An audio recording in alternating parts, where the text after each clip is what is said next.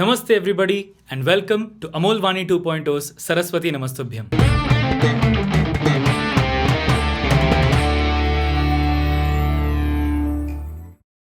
सरस्वती एक ऐसी नदी जिनको कई वेस्टर्न और इंडियन इतिहासकारों ने मिथिकल, फिक्शनल, इमेजिनरी यानी कल्पित और काल्पनिक कहा है।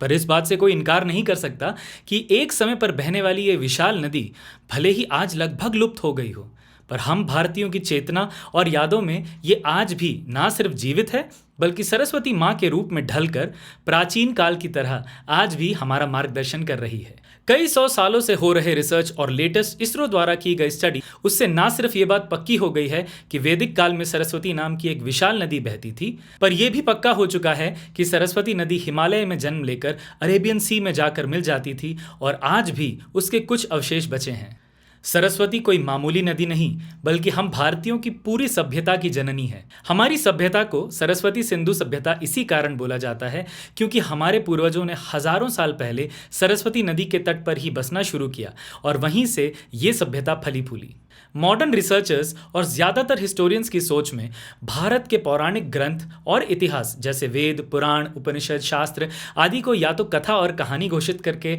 अस्वीकार कर दिया जाता है या फिर धार्मिक पुस्तक या मैथोलॉजी यानी मिथ्या बता दिया जाता है। ऐसे स्कॉलर्स ये बात भूल जाते हैं कि भारत में डॉक्यूमेंटेशन का तरीका विश्व के स्पेशली वेस्टर्न वर्ल्ड के तरीकों से बहुत अलग रहा है। चाहे ज्ञान संचारित करना हो या फिर अपने आसपास हो रही दिनचर्या को बताना हो या प्रकृति का वर्णन करना हो या फिर किसी कालखंड का वर्णन करना हो या फिर इतिहास बताना हो, भारतीयों के डॉक्यूमेंटेशन का तरीका बहुत ही अलग और यूनिक रहा है। बहुत सारा डॉक्यूमेंटेशन स्ट्रेट फॉरवर्ड है, पर इसके अलावा कई बार कथा कहानियों का भी सहारा लिया गया है जिससे ज्ञान एक सीखने वाले व्यक्ति तक सरल भाषा और आसानी से पहुंचे।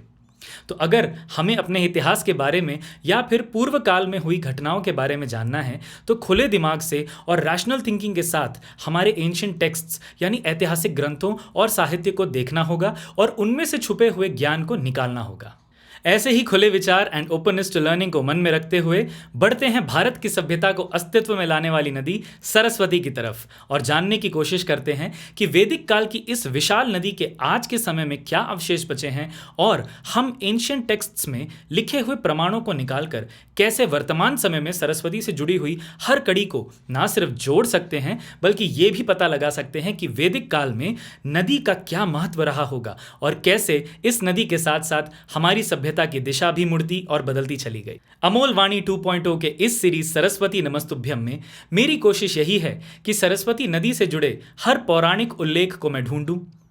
हमारी लेटेस्ट रिसर्च फाइंडिंग्स के साथ उन्हें लिंक करने की कोशिश करूं, हमारे जीवन के हर पहलू से आज भी ये नदी कैसे जुड़ी है उसे एक्सप्लोर करूं और ये सब आप सभी के साथ शेयर करूं। Welcome to Amol Vani 2.0's Saraswati नमस्तुभ्यम।